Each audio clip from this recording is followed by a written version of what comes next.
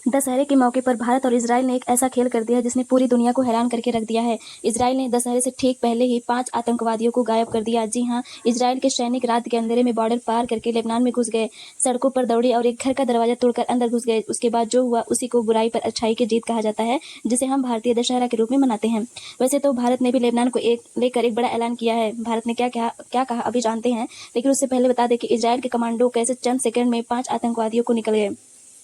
दरअसल इजराइल की सेना को जानकारी मिली थी कि कुछ 5 आतंकवादी इजराइल की सीमा से सटे लेबनान के एक घर में बहुत बड़ा कांड करने वाले हैं। यह पांचों आतंकवादी इजराइल की राजधानी में एक बड़े शॉपिंग मॉल को उड़ाने वाले थे। यह सभी लेबनान के घर में प्लानिंग कर रहे थे, हमले के लिए कुछ सामान इकट्ठा कर रहे थे। इन सभी के पास खतरनाक राइफल और विस्फोटक सामान पहुंच चुके थे। ये इजराइल पर बिल्कुल मुंबई हमले जैसी प्लानिंग कर रहे थे, मगर इजराइल के सैनिक इस हमले से ही पहले लेबनान में घुस गए और साजिश करने वाले को घर से ढूंढ निकाला। इसके बाद इजराइल की सेना इन 5 आतंकवादियों को घसीटकर इजराइल ले गई। यह बड़ा ऑपरेशन कुछ ही सेकंड में पूरा कर लिया गया।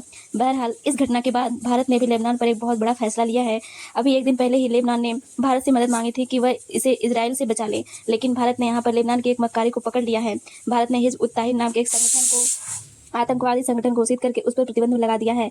बताया जाता है कि इस आतंकी संगठन का हेडक्वार्टर लेबनान के बेरूत में है और इसी जगह पर लेबनान का हिजबुल्लाह का भी हेडक्वार्टर है। भारत ने बताया है कि यह आतंकी संगठन भारतीय युवाओं को कट्टरपंथी बनाने की कोशिश कर रहा था।